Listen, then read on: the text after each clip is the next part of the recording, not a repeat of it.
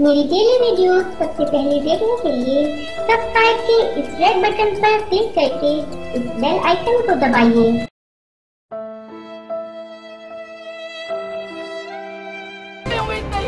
क्योंकि सरकार ने अपना ही एजेंडा खड़ा करना है, निर्दोषों को फंसाना है। अगर उस बच्ची को इंसाफ दिलाना है तो दोषियों को पकड़ो, सीबीआई से करवाओ, तो हम उस इनको मानेंगे। नहीं तो अन्यथा हम सड़क पे, इस रोड पे आज ही तो धारा लगाई जाती है, 144 धारा लगाई इस बात के इंसाफ के लिए।